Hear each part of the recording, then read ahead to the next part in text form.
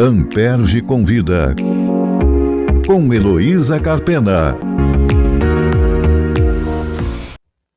Crianças e adolescentes no ambiente digital.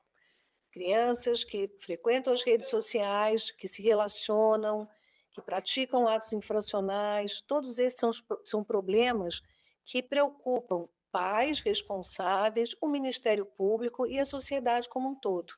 Isso gerou uma reação, né, que veio agora sobre a forma da lei com a aprovação do Estatuto da Criança e do Adolescente Digital, o ECA Digital, que foi aprovado em outubro do ano passado e entrou em vigor esta semana. Então, a Ampere Convida hoje está gravando a quente sobre esse assunto e eu trouxe aqui um especialista para falar desse tema tão atual quanto importante, que é o doutor Felipe Medon, que é doutor, mestre e doutor em Direito Civil pela UERJ, meu colega, professor de Direito Civil na Fundação Getúlio Vargas do Rio de Janeiro, onde também é pesquisador no Centro de Tecnologia e Sociedade e é coordenador adjunto do AI Hub, advogado e consultor. Felipe, muito obrigada por aceitar o convite da Amperge.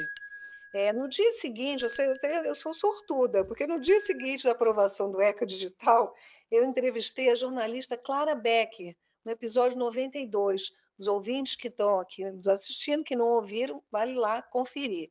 Ela falou sobre vários assuntos, né, relacionados à educação no ambiente digital e falamos também sobre adultização, que é a palavra que define o processo, né, de expor crianças a conteúdos, comportamentos e responsabilidades que são exclusivas do mundo adulto.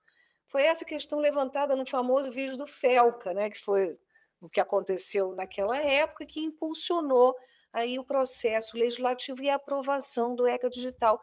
Então, eu queria aproveitar a tua presença aqui, eu sei que você está constantemente em Brasília, participando aí de uma série de projetos, enfim, de discussões relativas a esses temas, então eu queria que você falasse um pouco para nós como é que foi esse processo, e foi realmente o vídeo do Felca que levou à aprovação do Estatuto da Criança e do Adolescente? Bom, primeiro eu queria agradecer imensamente por esse convite tão honroso de participar desse podcast. Eu acho que nós temos aqui uma missão muito importante, que é de comunicar sobre essa lei que já está trazendo impactos concretos para a vida das crianças e adolescentes e para a sociedade de um modo geral.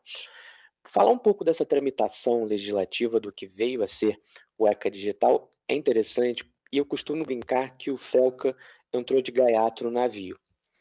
Porque o vídeo do Felca, que foi um vídeo que mobilizou, e a gente sempre recomenda que as pessoas assistam esse vídeo, foi um vídeo em que ele estava preocupado com a exposição de crianças. Ou seja, crianças superexpostas, especialmente de maneira adultizada, muitas vezes hipersexualizada até, mas não necessariamente com a presença de crianças navegando na internet. Ou seja, crianças não como sujeitos ativos, mas sujeitos passivos de uma superexposição feita por terceiros, ou facilitada por terceiros, porque às vezes as próprias crianças e adolescentes se expõem. Então, o que o Felca denunciou foi um contexto passivo de superexposição Como vítimas, como né? vítimas, especialmente, e vários casos ficaram famosos a partir do vídeo dele, como o caso do Ítalo Santos, que chegou até a ser preso. Então, foi realmente uma situação em que ele estava denunciando um problema específico em que, especialmente meninas, eram retratadas de forma sexualizada, incompatível para a idade. Só que o Congresso, e aqui foi um ponto até interessante, conseguiu se unir. Direita e esquerda, em algo bastante raro nos últimos anos no Brasil, acabaram se unindo em torno dessa pauta e literalmente buscaram qual era o projeto de lei que mais se aproximava disso. Estava tramitando Já naquele estava momento. tramitando. Então, em vez de criar um novo processo legislativo e aquilo demoraria pelo próprio tempo, né, que as coisas levam no Congresso, observaram que já tinha um projeto que tramitava, de iniciativa do senador Alessandro Vieira, e que se referia à proteção de criança e adolescente na internet. Só que esse era um projeto que se referia a essa presença ativa de crianças, crianças como internautas, vamos usar uma palavra antiga, né, crianças navegando na internet, aos riscos que elas estavam ali sujeitas. E aí, simplesmente, aproveitaram esse projeto de lei, colocaram uma norma específica sobre a adultização, então limitando esse impulsionamento pago e a monetização de conteúdo que retratasse criança e adolescente de forma adultizada e hipersexualizada, e o projeto acabou sendo aprovado. Então ganhou força, mas, como eu disse antes, o Falcon entrou de gaiato nesse navio, porque não era sobre isso o projeto. Acabou tendo um único dispositivo ao final, mas não era sobre isso o projeto. O importante é que deu ali uma força política para que aquele projeto, que era de fato extremamente relevante, fosse aprovado. E o que que significa em termos de, assim, olhando mais amplamente da cultura, né, do ambiente digital, o que que a aprovação dessa lei, em que ela impacta essa cultura, a percepção das pessoas sobre o tema? Bom, dizer que não havia proteção para criança na internet é uma falácia, porque todas as normas que nós já tínhamos, o próprio ECA, era aplicável à internet. Muitas das coisas que hoje estão presentes no ECA digital já podiam ser construídas com base na legislação que já existia. O próprio Código de Defesa do Consumidor, né, com uma série de questões importantíssimas que já trazia, eh, a própria discussão do ECA digital, ela se confunde em muito com questões que já vinham sendo trabalhadas pela própria NPD. Então, a NPD já tinha feito uma determinação, por exemplo, nossa Agência Nacional de Proteção de Dados, da impossibilidade de ter feed sem cadastro no TikTok. Então, isso é algo que a NPD já exigia com base na legislação de proteção de dados, antes mesmo do ECA digital ser aprovado. Então, é uma falácia dizer que não havia proteção. Então, o ECA digital, o que ele faz, no fim do dia, é trazer um fortalecimento, um efeito simbólico e uma especificação, um reforço para algumas das normas gerais que já estavam presentes, mas que agora passam a estar incorporadas dentro de uma lógica voltada especialmente para a internet. Então, com um linguajar mais técnico que vai ser aplicado mais facilmente pelos operadores do direito. O meu assistente de IA, que eu não vou fazer aqui a propaganda, né, de qual deles é, me disse assim, perguntei sobre a lei, né, sobre o que que diz o Ecodigital. Então ele me respondeu o seguinte: ela serve para atualizar a proteção de menores para a realidade da internet, estabelecendo regras mais rígidas para plataformas digitais, empresas e influenciadores. Isso é verdade? Quais são os princípios aí que orientam a interpretação dessas normas? Bom, no geral, os princípios são muito parecidos com aqueles princípios tradicionais que nós já tínhamos em crianças e adolescentes. Então, ela traz a ideia da prioridade absoluta, a ideia do melhor interesse da criança e adolescente, até tenta especificar, densificar o conteúdo do melhor interesse no ambiente digital, associando com direitos da personalidade. Ela traz comandos importantes como supervisão parental, desenvolvimento progressivo e autonomia de crianças e adolescentes, o que é algo que já perpassava estatutos internacionais, outras leis, mas agora, especificamente no ambiente digital, está presente. A ideia de que é preciso considerar que crianças e adolescentes têm autonomia progressiva e que esse desenvolvimento ele não pode ser ignorado por quem está aplicando as normas. É preciso considerar, por exemplo, algo que já discutíamos antes, a questão do poder de veto que crianças e adolescentes deveriam ter em relação à exposição que os pais fazem de si mesmos. Algo que a França já aprovou, né? A França modificou a sua legislação, o deputado, inclusive uma pessoa que eu já tive a oportunidade de conversar e ter bastante troca sobre esse tema, o deputado Bruno Studer, ele conseguiu implementar na França uma regra que diz que os pais devem observar o entendimento e a maturidade dos filhos em relação ao exercício do direito da imagem desses filhos. Lembrei agora daquele caso do bebê no Nirvana, daquele Sim, grupo, né, que tem na capa o bebê sem roupa e depois ele ajuizou uma ação pedindo indenização. até Que com não direito ao prosperou, esquecimento. né, não Né? prosperou. Lá na França eles defenderam inclusive o direito ao esquecimento e está na lei. Então, eram comandos em que ele coloca de forma muito clara a criança e o adolescente no centro, com essa prioridade absoluta. Então, ele muda a lógica, ele incorpora o que já estava nas convenções internacionais, no direito francês, dizendo crianças e adolescentes têm que ser ouvidos de acordo com a sua idade. Então, esse é um princípio que está presente diretamente dentro dessa legislação do ECA digital.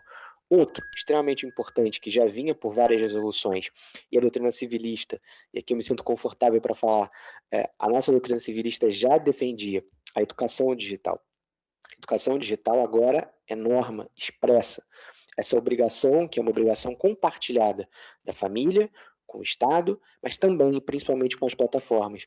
Então, talvez um dos pontos mais importantes de avanço do ECA Digital é dizer que plataformas devem sim ter uma posição ativa nesse combate aos perigos do mundo digital, a promoção dessa educação digital. Então, há uma série de medidas concretas que agora as plataformas precisam observar que antes eram defendidas, mas não eram lei. Esse tema que você mencionou, a supervisão parental, me parece que é um dos pilares, né, do ECA digital. Como é que vai se dar, né, o que essa interlocução e o que é papel de quem? Do Estado e dos pais ou responsáveis?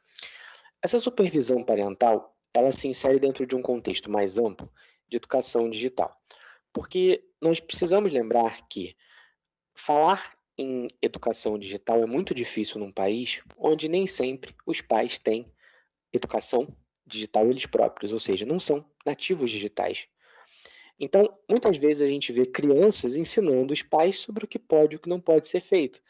A própria questão da superexposição de crianças na internet é um problema que decorre dessa falta de conhecimento dos pais em relação aos limites da exposição dos filhos. Então, temos aqui um primeiro problema que é os pais precisam ser minimamente ensinados também sobre esse letramento digital. Só que essa supervisão parental, então, ela depende dessa participação dos pais, que precisam supervisionar e monitorar os filhos na internet. Claro, guardado esse espaço de autonomia e desenvolvimento progressivos.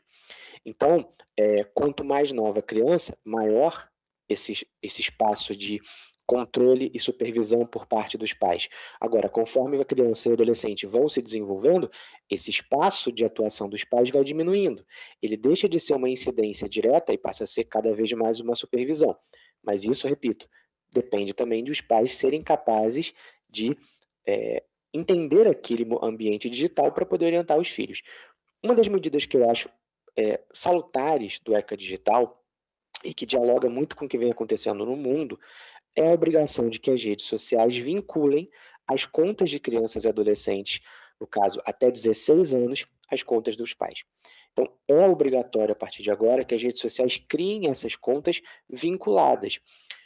Essa é uma estratégia da lei brasileira que se insere dentro de um debate mundial, mas que é diferente do que nós temos visto em outros países. Por exemplo, a Austrália, ela baniu redes sociais para menores de 16 anos, é diferente. A percepção não é de que pode com supervisão, a percepção é de que não pode. Então, o Brasil abandona uma perspectiva restritiva que estava em discussão e tenta partir para uma perspectiva de mediação. Pode, mas com supervisão. Só que o grande problema é, essa supervisão depende de que os pais conheçam.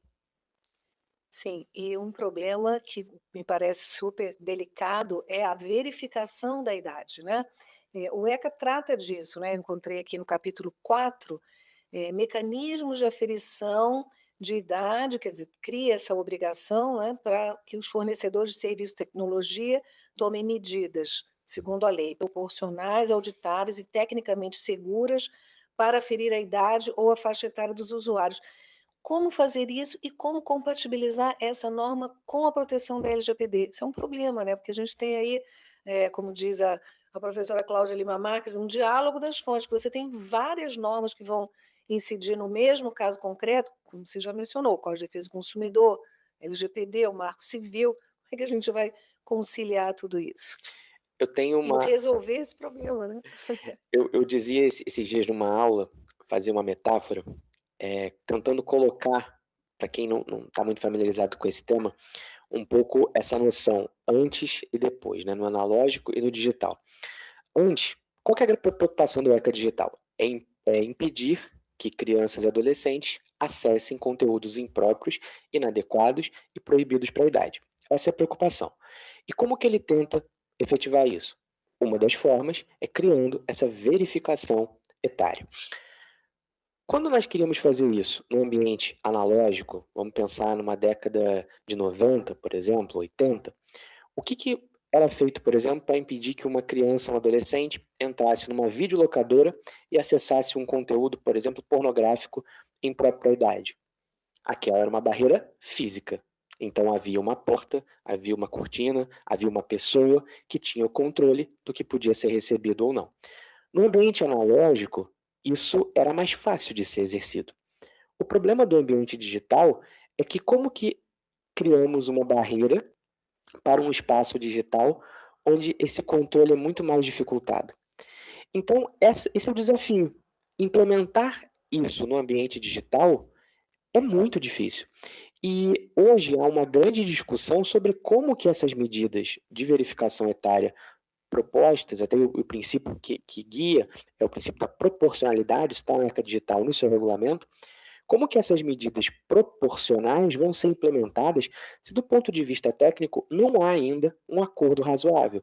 Isso vai caber à ANPD, nossa Agência Nacional de Proteção de Dados, que foi elevada de autoridade para a agência por conta do ECA Digital, para ser o órgão responsável por essa implementação. Essa é uma notícia importante, né? A Notícia gente tem que importante. fazer esse destaque. Ela vai fazer essa regulamentação dessas técnicas. E, por ser a ANPD, a questão dos dados pessoais fica ainda mais em evidência, porque os princípios da lei e do regulamento, eles são expressos em dizer que a utilização de dados para eventual verificação etária não pode ser utilizada para outras finalidades. Então, por exemplo, não se pode utilizar esses dados para realizar perfilamento e depois publicidade direcionada. Outro ponto, e isso expresso também na lei e no decreto, a importância da minimização da coleta de dados. Para realizar esse tipo de verificação, há que se coletar o mínimo de dados possível e, uma vez coletados, descartá-los imediatamente, assim que possível. E há medidas proporcionais, então não é preciso, por exemplo, estimar necessariamente a idade correta, dizer tem 13 anos e tantos dias. É preciso estimar, às vezes, a faixa etária. Menor de 12, maior de 12, menor de 16, maior de 16, menor de 18. Estimar a faixa é mais proporcional do que dizer exatamente a idade. É menos revelador de dados pessoais. Então, temos aqui uma série de medidas, mas isso vai depender de uma regulamentação e de padrões técnicos que vão precisar ser desenhados dentro dessa grande dificuldade que é implementar essas medidas. E, como eu disse, comparando com o ambiente analógico, é muito mais difícil. Você já tocou num assunto que também me interessa muito falar, questão da publicidade, né, que o ECA Digital também cuida. E isso faz, né, novamente, trazer uma interlocução com o Código de Defesa do Consumidor, que considera a publicidade que se aproveita da deficiência de julgamento da criança abusiva e, portanto, ilegal. Então, agora nós estamos abrindo uma nova fronteira. Como é que o ECA tratou disso? O ECA foi muito sucinto, mas muito impactante aqui. O ECA diz: publicidade para criança e adolescente tem hoje um grande problema que é a perfilização.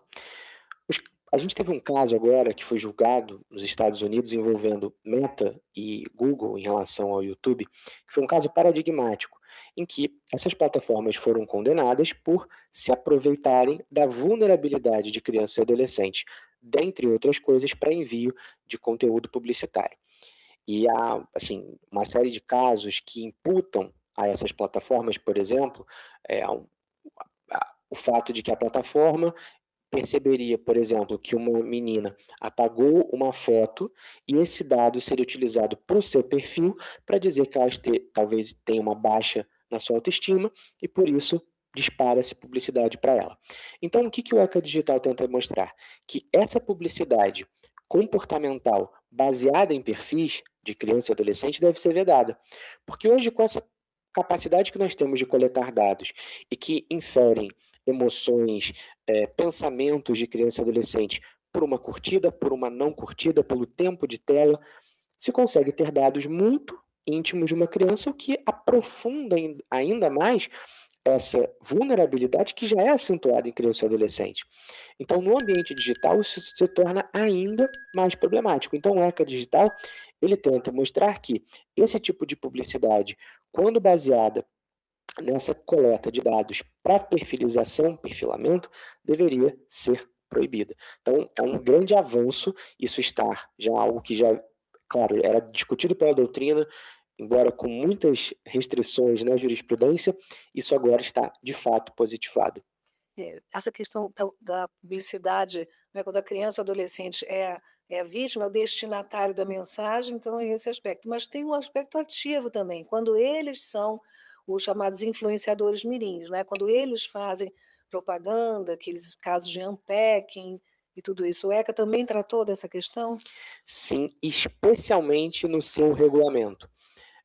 Hoje essa é uma discussão que me parece que reclama também, Esse regulamento recentíssimo, né, esquecemos de recentíssimo, falar. recentíssimo, reclama uma regulação específica. Me parece que o ECA Digital ele traz como se fosse princípios gerais, mas a gente precisaria regular isso especificamente. Há inclusive projetos de lei no Brasil que tramitam falando sobre essa regulação dos influenciadores digitais mirins. Há uma série de preocupações. Então, por exemplo, antes mesmo da lei ser aprovada, do seu decreto regulamentador, já existia uma discussão, e até aqui no Ministério Público já tive a oportunidade de discutir esse tema, sobre a necessidade ou não de se considerar alvará. Porque vamos pensar no ambiente analógico, né? Se uma criança quer fazer uma publicidade na televisão de um produto, um shampoo, né, algo que é muito comum, crianças fazendo publicidade de shampoo, era preciso exigir, com base no artigo 149 do ECA, o ECA tradicional, um alvará, expedido judicialmente. No entanto, quando começamos a ver esse ambiente digital de publicidades instantâneas em stories de 30 segundos, começou-se a discutir: ainda é exigível o alvará? É claro que o ECA, lá em 90, não foi pensado para esse tipo de realidade, sequer existia essa tecnologia. Então, diante de uma norma, que é uma norma que exige que para esse tipo de exibição há necessidade de alvará, o que começou-se a interpretar? Que era necessário alvará. E várias decisões judiciais foram surgindo por atuação do Ministério Público e do Ministério Público do Trabalho, exigindo esse alvará das plataformas. E agora, essa obrigação, no caso de impulsionamento e monetização, passa a estar exigida diretamente no regulamento do ECA Digital. Então, é preciso que as plataformas, que já vinham sendo condenadas na Justiça, outras fazendo acordos com o Ministério Público do Trabalho, elas exijam esse alvará judicial. A grande discussão é como vai se dar esse alvará? Porque um pai ou uma mãe vai chegar para um magistrado e vai pedir: quero um alvará para 20 stories, sendo que não se sabe o conteúdo desses stories, quando serão feitos, qual vai ser o regime de trabalho, vamos colocar entre aspas, que aquela criança vai estar submetida. Então, é uma lei que não foi pensada para isso, sendo aplicada a forceps para isso, e me parece que a gente mereceria aqui uma legislação específica, pensada especificamente para essa nova situação, que tem uma dinâmica muito diferente da publicidade de palco, a publicidade tradicional que criança e adolescente estavam submetidos. Mas talvez tenha efeitos mais deletérios do que essa da televisão, porque a televisão vai aparecer uma vez só, e ao passo que na internet não, aquilo vai ficar indefinidamente, né, retratando a criança ali naquele modelo. Como é que você acha que isso deveria ser regulamentado? Bom, Essa é uma pergunta capciosa, esse é um grande difícil. desafio. Mas eu acho que, como a internet é muito veloz, é preciso primeiro diferenciar os tipos de exibição que crianças passam nas redes sociais. Quando nós estamos falando de uma exibição comercial, me parece que aqui, inequivocamente, tem que ter uma autorização. Agora, essa autorização tem que ter um mínimo de maleabilidade, porque muitas vezes essa publicidade é feita de forma orgânica. Não é uma publicidade marcada com um contrato assinado em que alguém vai lá e faz uma campanha num estúdio e grava. Às vezes é um pai, que é influenciador digital, recebe uma pizza em casa e pede para o filho ou para a filha ir para frente da tela dizendo: agradeça ao tio fulano, à tia fulana da pizzaria tal por ter enviado essa pizza. Isso é algo espontâneo. mas é algo que também é publicidade feita por crianças. Então, esse tipo de autorização me parece que deveria ser um pouco mais genérica, mas prever minimamente que tipo de conteúdo, que tipo de nicho que essa criança pode fazer publicidade, por quanto tempo, quantas vezes na semana. Então, traçar ali uma regulamentação mínima de como vai se dar, ainda que não seja possível fazer uma regulamentação específica de cada peça publicitária, como se fazia no passado, porque senão se perde esse dinamismo dessa nova prática, que é uma prática muito espontânea que muitas vezes nós temos na internet. E as próprias sanções, né, eu acho que o caminho seria mais do ponto de vista regulatório, né, que desse agilidade na resposta a essas infrações. Aplica uma multa e depois vamos, né, se a empresa assim surgir, vamos discutir se a multa deve prevalecer ou não, mas inverter aí esse, né, o timing da apuração desse tipo de coisa. Não te parece que tirar do poder judiciário essa incumbência de lidar com esses casos assim nesse volume, né? O grande problema, você identificou bem, é a agilidade e o volume. São muitas situações com uma velocidade muito rápida. Se o Poder Judiciário for fazer isso, ele só vai fazer isso. E a agência tem toda a condição, né, de aplicar essa. Por enquanto, não tem Sim, musculatura para isso. Então, acho que um dos primeiros pontos que é necessário aqui é a NPD, de fato, ganhar musculatura para cumprir e estar à altura do papel que lhe foi incumbido agora pelo legislador. Porque a NPD hoje se torna uma agência muito importante na regulação do ambiente digital. E ela precisa receber incentivos, inclusive econômicos, estrutura, para que ela seja capaz de implementar suas missões, sob pena de nós termos uma lei que vai ficar bonita pendurada na parede, mas que não vai ser efetiva no mundo real. Mas já tem base normativa para isso? A agência já está dotada dessa atribuição para a aplicação de sanções e tudo isso? Sim, o governo, por meio dos decretos regulamentadores, já adotou a NPD e já está tentando, inclusive, ampliar suas capacidades. A expectativa de abertura de concursos, de estruturação da carreira dos servidores que integram a NPD, justamente para que ela possa sair de uma situação de inércia por uma inexigibilidade de conduta diversa, porque não há pessoal disponível para realizar a tarefa, para que ela efetivamente cumpra aquilo que é especificado pelo legislador como suas missões. E para concluir nossa conversa, infelizmente, porque a gente tem assunto aqui para ficar 3 programas conversando, mas eu não podia perder a oportunidade de trazer um assunto que eu sei que é objeto do seu estudo, da sua pesquisa, que são os agentes conversacionais.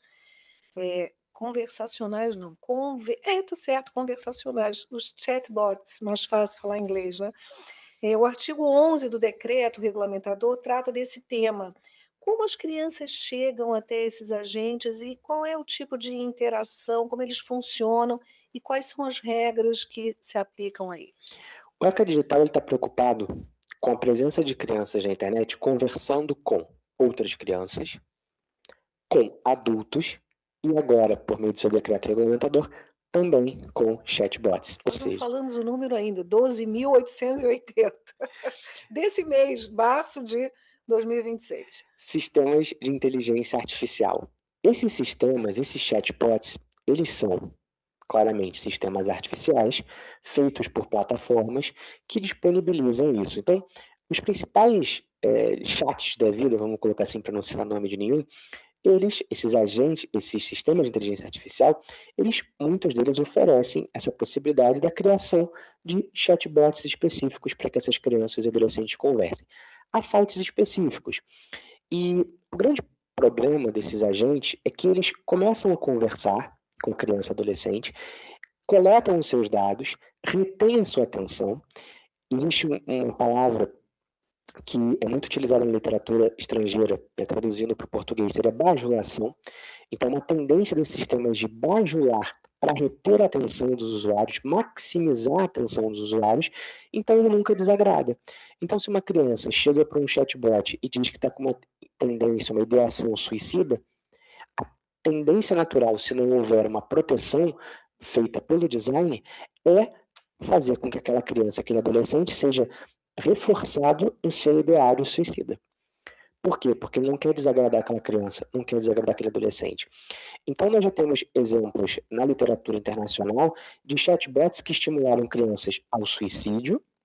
Nos Estados Unidos é um caso muito famoso, e também a lesão a outras pessoas. Por quê? Porque bajula e realiza esse tipo de engajamento com base em dados pessoais. Então, perfiliza a criança, sabe os seus gostos, retém a sua atenção, cria uma relação de intimidade e expõe a criança a tudo que o ECA digital quer impedir. Conteúdo nocivo, impróprio para a idade, pornografia, conteúdo sensualizante, sexualizante, conteúdo de radicalização, de desinformação. Um dos últimos prêmios Nobel de Economia chegou a até mencionar que esses sistemas de IA eles são treinados com todo o lixo que existe na internet. Então a expressão que ele utiliza é garbage in, garbage out. Se você coleta lixo, você regurgita lixo. Então as crianças estão conversando com esse lixo que está disponível na internet. Sem falar nos perigos de homogeneização, pasteurização da linguagem, porque as crianças passam a conversar com sistemas treinados com linguagens que às vezes não refletem as peculiaridades locais, regionais. Então, há diversos problemas. O que o ECA Digital, por meio do seu regulamento, tenta fazer? Algo muito tímido, mas que já é um avanço. Primeiro, impor que as plataformas que oferecem serviços realizem análise de risco, do impacto que esses sistemas têm para a criança e adolescente, e uma norma de transparência que me parece fundamental, que é dizer que esses sistemas têm que comunicar o tempo inteiro para a criança e adolescente que são sistemas artificiais. Deixar claro que a criança não está falando com uma outra criança ou com uma pessoa, está falando com uma inteligência artificial. Há uma discussão internacional se esses sistemas deveriam ser proibidos para certa idade, porque já há estudos que mostram que eles atrapalham o desenvolvimento cognitivo de crianças e adolescentes e podem gerar riscos em seu desenvolvimento biopsicossocial. Então, acho que esse talvez seja um dos problemas mais graves e que reclama, sim, uma regulação específica só para esse ponto, assim como influenciadores digitais. Me parece que são os próximos passos dessa regulação para a proteção de criança e adolescente no ambiente digital. Muito bem, muito obrigada, Felipe. Eu vou encerrar convidando os nossos ouvintes a acompanharem o podcast. Toda terça-feira tem episódio novo no Ampere Convida. Se inscreva no nosso canal e, se você gostou, curta, compartilhe e comente.